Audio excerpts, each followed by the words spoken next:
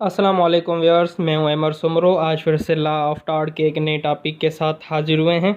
तो यह है लेक्चर सीरीज़ नंबर 13 जिसमें हम डिफेमेशन के ऊपर बात करेंगे। तो सिंपली हम इस वीडियो में ये 4 टॉपिक कवर करने वाले हैं जो डिफेमेशन से रिलेटेड हैं। Introduction of defamation, definition of defamation, kinds of defamation and elements of defamation. तो ये 4 टॉपिक हम आज की वीडियो में कवर करेंगे। सबसे पहले नंबर 1 पे है हमारे पास इंट्रोडक्शन ऑफ डेफेमेशन। तो simply defamation, the term defamation that covers any statement that hurt someone's reputation, also called defamation of character. Defamation is a statement that injuries a third party's reputation. तो simply defamation एक false statement है जिससे किसी person की reputation ख़राब हो, उसके किरदार के ऊपर कोई इल्ज़ाम लगाए, उसके किरदार के ऊपर कोई दाग लगाए, उसकी रिपुटेशन ख़राब करे या किसी को बदनाम करना, सिंपल वर्ड में दैट इज़ अ डिफेमेशन। तो डेफेमेशन भी एक क्रिमिनल एक्ट है, बट आज हम बात करने वाले हैं defamation as a civil wrong. तो defamation is considered to be a civil wrong और अ टॉर्ट। तो डिफेमेशन को कंसीडर किया जाता है कि वो एक सिविल रॉन्ग है और टार्ट भी है। इन सम केसेस, इन केस अगर किसी पर्सन को सफ़र करना पड़ता है डिफेमेटरी स्टेट से, डिफेमेटरी स्टेटमेंट से, अगर कोई पर्सन किसी की रिपुटेशन के ऊपर दाग लगाता है, उसके कैरेक्टर के ऊपर दाग लगाता है, उसको बदनाम करता है, तो वो पर्सन स्यू कर सकता है, वो पर्सन सूट फाइल कर सकता है डिफेमेशन लॉ के तहत। डिफेमेशन लॉ पाकिस्तान में अवेलेबल है, उसके तहत हम केस फाइल कर सकते हैं, सूट फाइल कर सकते हैं, सूट स्यू कर सकते हैं। तो उस केस को कहेंगे defamation case. For example, mister A और मिस्टर बी दोनों नाइबर हैं, but mister A mister B के बारे में मोहल्ले वाले को बहुत सारी बातें कहता है कि ये ऐसा बंदा है, ये वैसा बंदा है, ये अच्छा बंदा नहीं है, तो उसकी रिपुटेशन को ख़राब कर रहा है।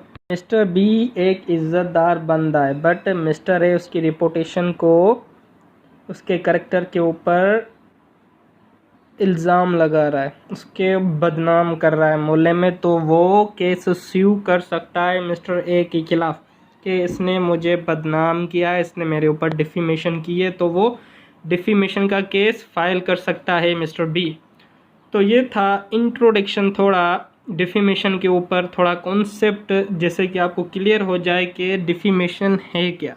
सिंपली आपको ये ज़हन में होना चाहिए कि डिफेमेशन मीन्स के किसी भी पर्सन को बदनाम करना, उसके खिलाफ फॉल्स स्टेटमेंट पब्लिश करना, यह होती है डिफेमेशन। उसके बाद नंबर 2 पे डेफिनेशन। अकॉर्डिंग टू अंडरहिल के मुताबिक defamation is the publication of a false and defamatory statement concerning another without just cause or excuse whereby he suffers injury to his reputation। तो मिस्टर अंडरहिल भी सिंपली बात कर रहा है जो मैंने आपको इंट्रोडक्टरी पार्ट में बताई। सिंपल ये अंडरहिल ये बात कर रहा है कि डिफेमेशन क्या है, एक publication of false and defamatory statement है कि आप कोई भी फॉल्स स्टेटमेंट किसी के खिलाफ, किसी की रिपुटेशन के अगेंस्ट आप कोई फॉल्स स्टेटमेंट पब्लिश करवा दें विदाउट जस्ट काज, विदाउट एक्सक्यूज़, उसमें कोई भी काज ना हो, कोई भी एक्सक्यूज़ ना हो, आप खामखा उसकी रिपुटेशन को ख़राब करने के लिए उसके खिलाफ फॉल्स स्टेटमेंट पब्लिश करवा देते हैं, जिससे उस दूसरे पर्सन की रिपुटेशन के ऊपर उसको इंजरी पहुंचती है, उसको नुकसान पहुंचता है, उसको ख्वार होना पड़ता है। तो ये कॉन्सेप्ट था अंडरहिल का। तो नंबर 2 पे है अकॉर्डिंग टू सालमन। तो सालमन के मुताबिक क्या है, सालमन भी वही बात कर रहा है, सिर्फ वर्डिंग की गेम है, उसने वर्डिंग आगे पीछे कुछ नए वर्डिंग ऐड किए हैं। Defamation consist in the publication of false and defamatory state concerning another without lawful justification. तो उसने भी यही सेम बात की कि डिफेमेशन क्या है। डिफेमेशन मीन्स के कंसिस्ट करती है कि आप किसी के अगेंस्ट, किसी भी पर्सन के against false statement, false defamatory statement आप पब्लिश करवाएं जो जो विदाउट लॉफुल जस्टिफिकेशन हो, जिस उस पर दूसरे पर्सन को इंजरी पहुँचे। ये कॉन्सेप्ट था सालमन का जस्ट। तो ये थी डेफिनेशंस दो डेफिमेशन के ऊपर, अंडरहिल का कॉन्सेप्ट और सालमन का कॉन्सेप्ट। हम आ जाते हैं काइंड्स ऑफ डिफेमेशन। तो बेसिकली डिफेमेशन के दो काइंड्स हैं, लाइबल एंड सेलेंडर। तो नंबर 1 पे है हमारे पास लाइबल। तो पहले हम लाइबल को डिस्कस करते हैं डिटेल्ड में, उसके बाद सेलेंडर को। तो लाइबल नंबर 1। तो लाइबल का मैं आपको सिंपली कॉन्सेप्ट दे देता हूँ कि लाइबल है क्या। सिंपली आप किसी भी पर्सन की रिपोर्टेशन को हर्ट पहुँचाएं, किसी को भी आप बदनाम करें through printing, through writing, through pictures, through any communication जिससे दूसरे पर्सन को इंजरी पहुँचे, तो उसको, उस डिफेमेशन को हम कहेंगे लाइबल। मीन्स के आप सोशल मीडिया पे किसी के बारे में, किसी के अगेंस्ट फॉल्स स्टेटमेंट लिख के पोस्ट कर दें, या न्यूज़ में आप छपवा दें किसी के बारे में गलत स्टेटमेंट, या किसी की पिक्चर उठाकर उसके ऊपर आप कुछ गलत लिख दें, उसके ऊपर फॉल्स स्टेटमेंट लिख दें, या टेलीविज़न पे आप जो है न्यूज़ में चलवाएं, that is a libel defamation. तो सिंपली ये था लाइबल का कॉन्सेप्ट के लाइबल डिफेमेशन क्या है कि आप किसी भी पर्सन की रिपोर्टेशन को पब्लिक में एक्सपोज कर दें, और वो रिपोर्टेशन जो है, जो स्टेटमेंट जो आपने एक्सपोज की, वो फॉल्स हो, वो फॉल्स रिपोर्टेशन हो, वो फॉल्स स्टेटमेंट हो, किसी की रिपोर्टेशन को हम पहुंचाने के लिए। तो ये होता है लाइबल। अगर कोई रिटन फॉर्म में है, प्रिंटिंग फॉर्म में है, न्यूज़ में है, या पिक्चर थ्रू आप कर रहे हैं, तो ये है लाइबल डिफेमेशन। तो मैं फर्दर आपके लिए इजी कर देता हूँ कि लाइबल का कॉन्सेप्ट क्या है। तो फॉर एग्ज़ाम्पल पिक्चर नंबर 1 में आप देख रहे हैं कि, तो ये कुछ एग्ज़ाम्पल हैं। नंबर 1 में आप देख रहे हैं कि वो प्रिंटिंग मीडिया के थ्रू किसी की रिपोर्टेशन को हम पहुंचा रही है। पिक्चर नंबर 1 में थ्रू प्रिंटिंग मीडिया के थ्रू वो किसी की डिफेमेशन कर रही है। नंबर 2 क्या है, थ्रू न्यूज़ पेपर, वो रिटन में उस पर्सन के अगेंस्ट फॉल्स स्टेटमेंट दे रहे हैं, तो ये भी एग्जाम्पल है। नंबर 3 में क्या है, नंबर 3 एंड नंबर 4 जो पिक्चर है ये रिलेटेड है कि सोशल मीडिया पे किसी के ऊपर किसी को फॉल्स स्टेटमेंट लिखना, किसी को बदनाम करना सोशल मीडिया के ऊपर, that is example of liable. Number 2 पे है नंबर 2 पे जो काइंड डेफिमेशन का वो है सेलेंडर। तो सिंपली सेलेंडर का कॉन्सेप्ट ये है कि आप किसी भी पर्सन के अगेंस्ट फॉल्स स्टेटमेंट करें, फॉल्स स्टेटमेंट दे through orally, through spoken words, through words या थ्रो ओरली आप किसी भी पर्सन के अगेंस्ट फॉल्स स्टेटमेंट दे रहे हैं, किसी भी पर्सन के अगेंस्ट आप उसकी रिपोर्टेशन को हार्म पहुंचा रहे हैं, उसको बदनाम कर रहे हैं, तो उस वजह से जो दूसरा बंदा है जिसकी आप रिपोर्टेशन ख़राब कर रहे हैं उसको इंजरी पहुंचे, दैट इज़ अ सिलेंडर। के सिंपली जस्ट आप यही कह सकते हैं कि बाय वर्ड्स, बाय ओरली किसी भी पर्सन की आप रिपोर्टेशन को हम पहुंचाएं, that includes in cylinder. Cylinder क्या है, सिलेंडर लाइबल से कम हार्मफुल है, क्योंकि लाइबल में हम किसी भी पर्सन की सोशल मीडिया पे रिपोर्टेशन ख़राब करते हैं थ्रू न्यूज़पेपर। तो इसीलिए लाइबल जो है एट द टाइम बहुत पूरी दुनिया में फैल सकता है, जिससे उस पर्सन को बहुत सारी रिपोर्टेशन ख़राब होगी, बहुत सारी रिपोर्टेशन, उसको बहुत सारी इंजरी पहुंचेगी।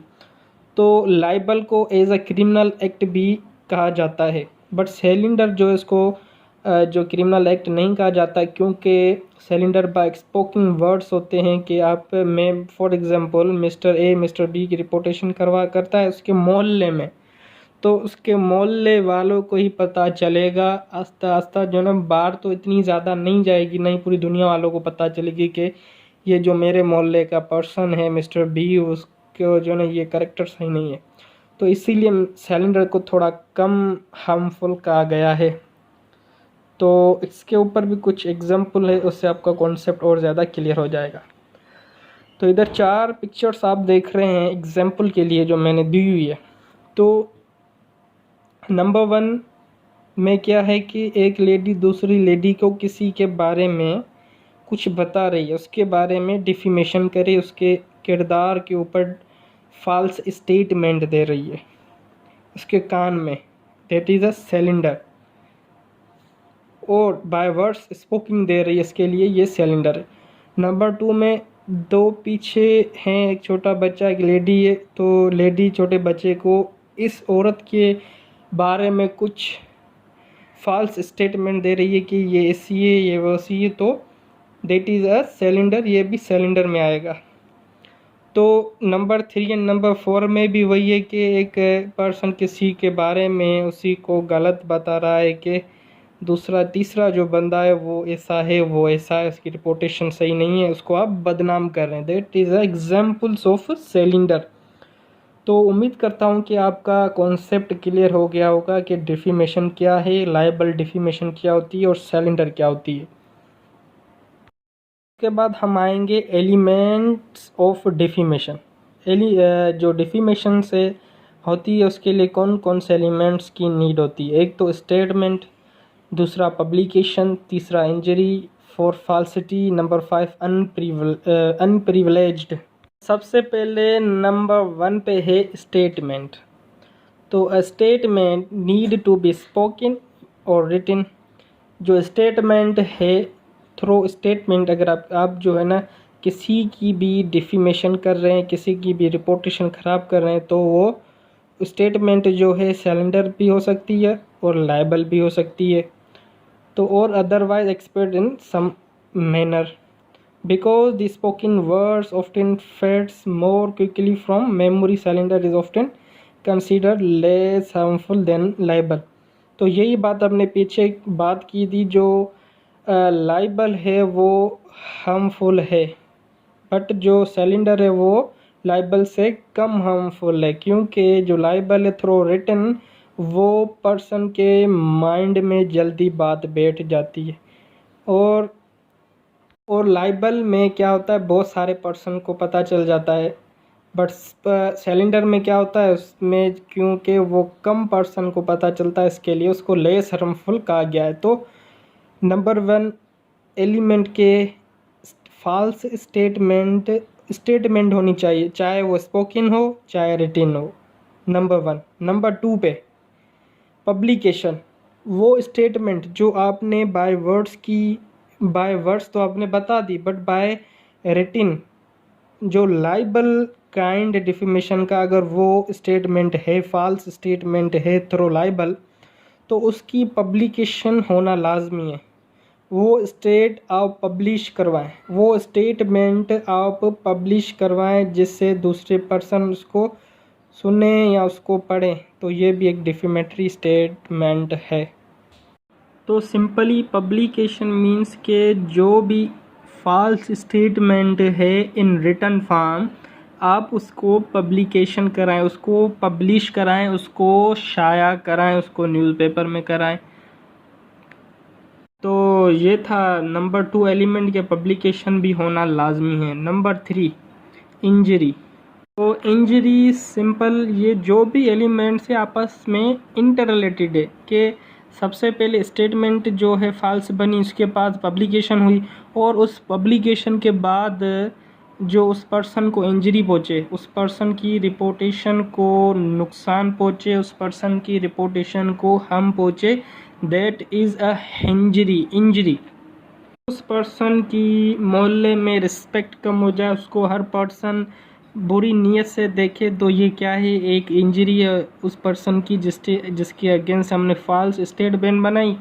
उस पर्सन की फिर हमने पब्लिकेशन की, उस पब्लिकेशन की वजह से या थ्रू वर्ड्स, थ्रू ओरली हमने कोई बात की, उसको क्या है इंजरी पहुंची, उसको कुछ डैमेजेस हुए, उसकी रिस्पेक्ट कम हो गई, उसको हर पर्सन गलत नीयत से दिखने लगा, तो ये क्या है, एक इंजरी, एक डैमेजेस है। नंबर 4 पे फॉल्सिटी। तो डिफेमेशन लॉ है वो सिर्फ जो फॉल्स स्टेटमेंट हैं उसको ही कंसीडर्ड कर रहा है। अगर आप किसी पर्सन के अगेंस्ट कोई स्टेटमेंट दे रहे हैं, वो ट्रू स्टेटमेंट है, तो वो डिफेमेशन में कंसीडर नहीं की जाएगी। उस ट्रू स्टेटमेंट से उस पर्सन की डिफेमेशन हो, उस पर्सन की रिपोर्टेशन चाहे भले ख़राब हो, बट स्टेटमेंट ट्रू है तो वो कंसीडर नहीं की जाएगी। उसके लिए लाजमी है कि फॉल्स स्टेटमेंट होना लाजमी, अगर डिफेमेशन कर रहे हैं तो झूठी स्टेटमेंट होना सिंपली। तो नंबर 5 पे अनप्रिविलेज। जो भी स्टेटमेंट आप पब्लिश करवा रहे हैं, जो फॉल्स स्टेटमेंट आप पब्लिश करवा रहे हैं जिसको इंजरी पहुंच रही है, वो जो है अनप्रिविलेज होनी लाजमी है। कुछ केसेस हैं जिसमें स्टेटमेंट जो है अनप्रिविलेज होती है, हम स्यू फाइल नहीं कर सकते हैं डिफेमेशन का। तो मैं आपको एग्जांपल देता हूँ प्रिविलेज के, कुछ एग्जांपल मैं आपको एक दे रहा हूँ, जैसे कि नीचे लिखा हुआ है, for example when a witness testify at trial and make a statement that is both false and injurious, the witness will be immune to a lawsuit for defamation because the act of testifying at trial is privileged। तो simply एक person वो गवाही दे रहा है, झूठी गवाही दे रहा है, फॉल्स स्टेटमेंट दे रहा है ड्यूरिंग ट्रायल के। एक ट्रायल चल रहा है, एक विटनेस आया है, वो झूठी गवाही दे रहा है जिससे उसको इंजरी पहुंच सकती है, उसका केस भी लॉस में जा सकता है, तो उसने वो फॉल्स स्टेटमेंट दे दी। तो अगर ड्यूरिंग ट्रायल अगर हम कोई भी फॉल्स स्टेटमेंट देते हैं जिससे दूसरे पर्सन को इंजरी पहुंचे, तो वो डिफेमेशन में काउंट नहीं होगी, क्योंकि ये टेस्टिफाइंग एट ट्रायल है, वो प्रिविलेज्ड है, क्योंकि वो थ्रो ड्यूरिंग ट्रायल जो है किस फॉल्स स्टेटमेंट दे रहा है, वो किसी की डिफेमेटरी अलग से नहीं कर रहा है। तो उसी केस जो ट्रायल चल रहा है उसी में किसी को फॉल्स स्टेटमेंट दे दी, तो ऐसी तो बहुत होती हैं, तो उसमें हम डिफेमेशन का केस फाइल नहीं कर सकते। तो लाजमी है कि अनप्रिविलेज्ड होना चाहिए। तो ये थे 5 एलिमेंट डिफेमेशन के। तो ये था आज का हमारा लेक्चर। उम्मीद करता हूँ कि आपको पसंद आया हो। अगर कहीं गलती हो गई हो, कुछ इम्प्रूवमेंट की ज़रूरत हो, तो आप हमें थ्रू कमेंट्स बता सकते हैं। तो अल्लाह हाफिज़। अब मिलते हैं नेक्स्ट लेक्चर में, जब तक के लिए अल्लाह हाफिज़।